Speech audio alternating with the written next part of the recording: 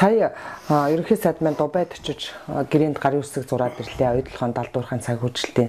За гэрээ гэхгүй одоо төлөвлөгөө гэж нэрлэдэг байгаа. Тэгээд ерөнхий сайдын одоо энэ мэдээлэлээр бол за одоо энэ бол их Монголд ашигтай зүйл болсон.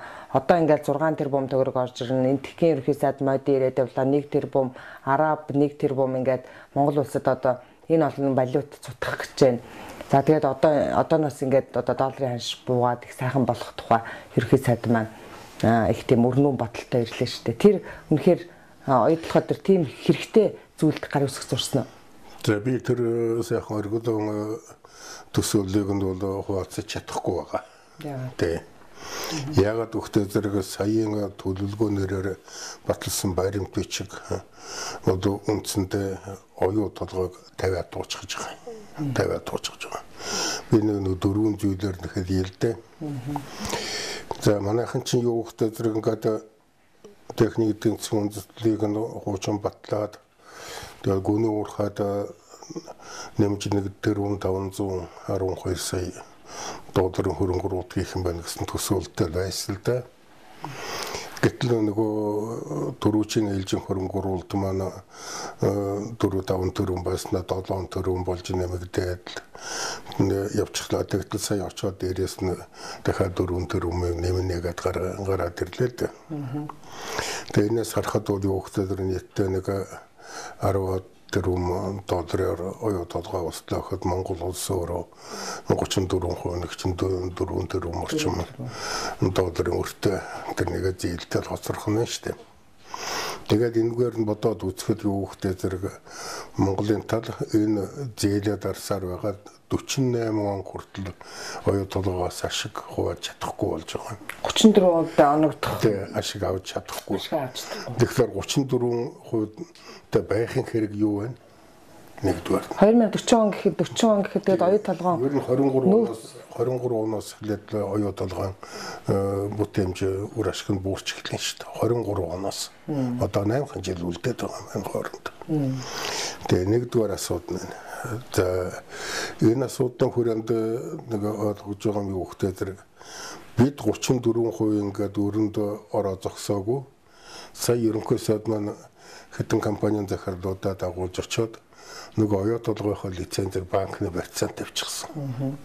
Гэтэл саяын тэр төлөвлөгөөг чинь 5-3 зааснаар Эротинто энэ банкны барьцаанд зээл аваад тэгээд тэр зээл эргүүлсэн хоноо дахиж барьцаад зээл авна гэд бичсэн байгаа. Өөрөөр хэлбэл тэр лицензууд тэгээд мөнгөний тэдний эргэлтэнд орчихлоо гэсэн. Монголд юм биш болчихлоо. Уг нь Монголын үндсэн хууль зааснаар газрын хэвлэлийн баялаг Монголын ард түмний мэдэлд байх ёстой. Гэтэл ерөнхий сайд хэдэн компанийн захирлууд очоод энэ гадны компанид өгөөд ирж байгаа нь үндсэн хуульдаа нийцэж байна уу? Ерөнхий сайдын бүрэн эрхэнд нийцэж байна уу? Засгийн газрыг төлөөж тэр гарын үсэг зурсан Бямсайхан гэж компанийн захирлын эрх мэдэлд нийцэж байна уу гэдэг асуудлыг сонин. За талд нь ингээд энэ ийм шийдвэр гаргах эрхийг хэн өгсөн? Аюулгүй зөвлөгсөн юм уу? Их хурл өгсөн юм уу? Засгийн газрын хэлэлцээ, засгийн газрын баримт бичиг баталгаажуулсан баримт бичиг гаргасан юм уу? Эрхийн олгосон баримт бичиг гэх мэт асуудал. За хоёр дахь нэг сонин асуудал нь энэ саяын төлөвлөгөөтэй холбоотой асуудал. Одоогоос 2 жилийн өмнө манай 3 сайд Иракынхантай хэлэлцээ хийгээд тэгээд 2.1 тэрбум долларын илүү бичлэлт хийгдсэн байна. Хөрөнгө оруулалт хийгээгүй байгаад хөрөнгө оруулалтын дээр нэмчих чагаад яриад ирсэн. Одоо хөрөнгө оруулалтыг ямар ч баримт байхгүй.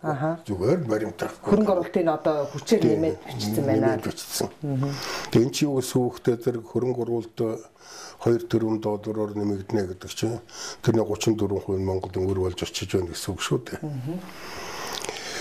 Тэгтэл сая ерөнхий сайд маань хэдэн компанийн захиралтайгаа очоод манай 3 сайдын хийсэн шалгалт ямар зөрчил илрүүлээгүй өөр тэгж бичсэн байгаа юм шүү дээ. Ингээд зайлгаад гараад ирлээ. Өөрөөр хэлбэл энэ хэдэн хүн очоод Монголын ард түмний нэрлэлээр 714 сая долларын өөр нэмж өчээд ирсэн. Нэг талдаа. Нөгөө талдаа нь 2-4 долларын хөрөнгө оруулалтын үндсэн хөрөнгөний шимтгэлээр зардлын оржсон шүү дээ. Оюу толгойн зардлыг жил бүхэн 10 жилээр бодоход над чинь 200 сая доллараар бууруулж байгаа юм. 200 сая долларын ашиг хэрэг гарсан бол дөрөнд нь 20% татвар ногдуулахдаа бид 40 саяыг авах ёстой. Жил бүхэн 40 саяыг Монголоос ингээд аваад ичиж байгаа юм. Гэх мэтээр ингээд ийм алдагдaltaй тооцоох хэрэгтэй. Тэгсэн мөртлөө нөгөө талд нь бас болоогүй. Монголын татврын албаныхны тавьсан 130 сая долларын өөр бол худлаа байсан. Тэр чиглэлээр 600 сая байсан шүү дээ. Тэгээ худлаа байсан. Одоо 30 саяг төлнө. Бид нар 30 сая доллар авах худлаа гэж бараг нэг баяр цогт 100 сая долларын бичиг барьцгаад ойлгох төхөж байсан. Тэр шиг юм яриад байж байгаа. 4 дахин буруу. Тэр 4 дахин буруулаа. За 3 дахь хэрэгэлзээтэй асуудал нь юу гэхтэй зэрэг ерөнхий сайд маань оюу толгойн ашигын 54% монголчууд хүртэх боллоо гэж тэгж мэдгдсэн. Бүгд мэдэгдэж байгаа. Тэр нэг энэ шиг худлаа юм байхгүй. Би тэр төлөвлөгөөг нь үзсэн чинь нөгөө ашиг хуваарлын Монголын тад ногдох ашиг гэдэг дотор нь Монголын ашигт матбулын нөөцийн ашиглалтын төлбөр явж байна. Нөөц ашиглалтын төлбөр гэдэг чинь миний авдарт байгаа налтыг үнэлсэн үний юм шүү дээ. За чи энэс нэг онгоолгоод аваарай. Тэгээ зардлагаар за авдарт төр байгаа үнээрээ бол борлуулалтын үнийн 5% тэнцэх юм шүү гэсэн үнэн.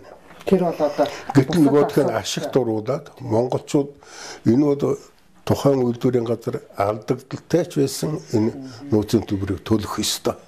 Энэ бол ашигын элемент биш. Гэтэл энийг аваачаад Монголын талд ногдох ашиг гэдэг 54% дотор уруулаад тооцоод ирсэн. 54% чинь 3-ны 1 нь нөөцийн төлбөр байгаа. Ингээд бодох юм бол 18% хасахад бол 30-аад ашигын 30% нь Монголын талд ногдох юм уу 70% тэр тал руу явах юм л да. Тэгээд өөр нэг сонин асуудал нь юу гэхэд саяын чинь ингээд 4.2 тэрбум доллар ингээд зээлийн барьцаанд юугаар лицензээ тавилаа гэж ирж байгаа. Монголын талд уруулах хөрөнгө оруулалт нь Монголд уруулах хөрөнгө оруулалт нь 2.5 тэрбум доллар. Бусдаар нь 90% өөрийнхөө өрийг дарах нэ. Бид чинь хүнд юмаа өгөөд ашиг хувааж авахгүй үнэгээ өглөө гэсэн. Дээрээс нь өөрснөө өрн дороод 34%. Дээрээс нь лиценз аваачид банкны барьцаанд тавиад тэгээд юутай хоцорж байна уу гэхтэй зэрэг эвдэрхэд дагуултал хоцорлоо шүү дээ тодорхой. Ийм гэрээ хэлцэл хийсэн эднэр сая. Ерөөсө гэрээ хэлцэл хийж байгаа хүмүүс маань мэдлэг чадвар муутай. Гэрээ хэлцэл хийх чадваргүй. Гадныхны гар хөлдөө богтлогдсон ийм элементүүд орчлоо шүү дээ. Одоо сайхан бэлэг сайд чинь тэр шакын өрөөнд галтгоон өрөөнд суусан гэдэг ямгаар адсан интернетээр ороод үтсэн үнэл байна л шүү дээ тэр чинь. Тэгээ хоол идсэн гэдэг бол хүлэн тэр шак нь бол саяхан гарын үсгдэрч бүх юм тэр шакд гарын үсэг зурсан байгаа шүү дээ тэр чинь. Дараа нь би харин ерөнхий сайд болсныхаа дараа Монголд Улаанбаатар хотод болсон хилцээрийн дараа би Иротинта компани CEO Сэн Волшиг амун Жан Себастьян Жак хоёрыг би бас гэртээ орой хоолнд урьж одоо Лондонд хэцүү орой хоолныхоо хариуг бол барьсан байгаа. Эдэнтэй богтлогдчихгүй юу? Тэгээ ер нь Монгол төрийн эрх мэдэлтийн гадныхны галтгоо оркестрыг нэг болох хэрэгтэй юм шиг байна л да. Сайхан бэлэг ерөнхий сайд ирээд тэр их ориглон одоо бодолтойгоор ирээд мэдгэдэгтэй бол их олон тоонуудыг хэлсэн л да. За сая та ярьлаа. Оюу толгоон одоо нийт ашигаас монголчууд 53% хүртнэ гэсэн зүйлийг нөгөө талд бол 47 гэсэн зүйлийг хэлсэн. Түүнээс гадна бид нар энэ юун дээр одоо зардал дээр 6%-ийг төлж байгаа өнөөдөр менежментийн зардал 6%-ийг төлж байгаа. Далдуурхайн санхүүжилтэн дээр энэ 6%-ийн зардлыг 3% болгож бууруулсан гэсэн мэдгдлийг хийсэн. Гэтэл зарим гишүүд болохоор эдийн засгчд үзэхдээ энэ хоёрт ямар ч ялгаа байхгүй гэд. Ялгаа байхгүй. Хуучин 6% чинь зардлаас тооцдог байсан. Одоо 3% чинь зардал дээр хөрөнгө оруулалтаа нэмээд тооцож байгаа. Тийм болохоор харин ч нэмэгдэх татвараа хөдөлн өгөхөөс биш хоригдох татвараа биш. Тэгээ наадах дээр чинь тэр боловсролын суур боловсрол гэж юм чинь цухалзаад байгаа хгүй хэдэнтэй хооронд нь үржүүлээд харчиж чадахгүй байгаа байдал чинь өндөр харагдаж байгаа. Тэгээд бохир зардлаас авах бохир зарлах хөрөн 3 бол үйлдвэрлэлийн зардал 2-оо нэмээд 3% бодож байгаа. Хөрөн 3 ч үйлдвэрлэлийн зардлаасаа давцсан байвал яах вэ? Их байвал. Тэгвэл 3.36%-аас их бадаар нь л дээ. Өнөөдөр эхлээд улс төрч тутгалдах хэрэггүй. Энэ бол эдийн засгийн компани асуудал болсон гэж. Яг үүндээ ихэд бид ичхэд ирлээ та нарт юм үлдсэнгүй гэж хэлэх шиг сонсогдсон шүү дээ надад. Миний бодоход харин өнөөдөр жинхэнэ улс төрийн хариуцлага ярих цаг нь болж энэ асуудлыг ингэ шийдэх эрхийг эдэн тэхэн өгсөн бэ гэдэг асуудлыг бол их тодорхой эзэнтэй ярих цаг нь болоод байх шиг. Хэн өгсөн бол эднэрт? Их хурл өгсөн бол их хурл би өгсөн гэж хэлдэг. Өгөөгүй гэж байгаа шүү дээ. Аюулгүй байдлын зүйл өгсөн бол аюулгүй байдлын зүйл бид ийм гэрээ хийгээд ирээ гэж хэлсэн юм аа гэж тэр баримтчгаа гаргаад иргэлээ. Засгийн газар бямсайхан гэдэг контгарын усыг зурж сангийн яамнаас ядаад худлаа тайлан гүнэн гэж зөвшөөрөх даалгавар эрхээ өгсөн бол тэр бичгээ гаргаад иргэлээ. Тодорхой асуудал шүү дээ.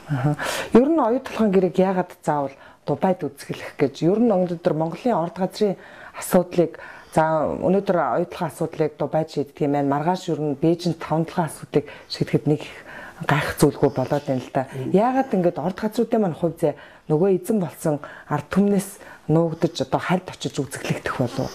За ер нь наад чинь хэвэн зуршил болчиход байгаа асуудал. Одоо оюут толгойн шин 12 он шин засгийн газар гарч ирээд оюут толгойн асуудлыг ярихад Лондон руу дуудаад аваад явсан шүү дээ. Тэнд нь уул уурхай мэрэгжилтэн уул уурхай мэддэг гэрээний мэрэгжилтэн хүн очсон очоогүй шүү дээ. Нөгөө хэдэн эрхэм мэдлэлтнүүд маань очоод тэгээд л хонш орлогоо цохиудаад ер нь оюут толгойн асуудлыг аль дуугар хаваад яа гэж байна гэдэг дуугаа оцгоо ягаад л хүрээд ирсэн шүү дээ надад чи. Гадна талдаа тэг шийддэг. А нөгөө нэг сонин юу хөхтэй тэр сая ингээд өнгөрсөн он засаг солигдох шүү дээ. Тэгчээ сайдуудыг хурлаар томилж явахт нэг сонин үзэгдэл тохиолдол дотор үед. Нэг сайхан сайдыг өөрөөх нь төслийн асуудал хариуцсан сайдыг томилох асуудал их хурлаар ярьж байхад Ираагахан ирж хад өнөөдөр хэд зэрэхэд хүлээгээ сууж байна гэж. Засгийн газар байгуулагддаг байх нэр шахаж байхгүй тэрч. Тэгээд одоо ингээд харахад бол оюут толгойн асуудал Ираагаахнад хүссэнээр явдаг бол одоо наадууд чинь лицензийг нь банкантай өгүүлчихлээ, өөрөнд дууруулчихлаа. Одоо дуртай юм а Монголын талд тулгын шаардах эрхтэй боломжтой болоод явчихлаа шүү дээ. Тэгээд эн чинь манайхны эрх мэдэлтнүүд тэр гэрээ хилцэл хийж байгаа хүмүүс засгийн газрын төвшин шийдвэр гаргаж байгаа хүмүүс чинь эдний эрхшээлд орсон байна гэсэн үг шүү дээ.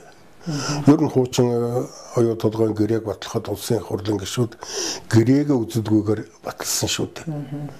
Эсвэл нь олон гишүүнээс асуусан та гэрээгээ үзсэн үү? Үгүй. Гэрээгээ мэдэх үү? Мэдэхгүй. Тэгээд тэр гэрээнд чи хүүхдээ тэр 9.13 орлогоогоо даддаг шуудна гэж хичнээн хэлдэг юм чи. Тэгээ одоо гинт мэдсэн юм шиг оюут толгойн орлогоч орж ирэхгүй байх шүү дээ гэж. Үүсн тийм гэрээ хийсэн шүү дээ. Тэрнийг нэг хурал баталсан шүү дээ тэрний чинь.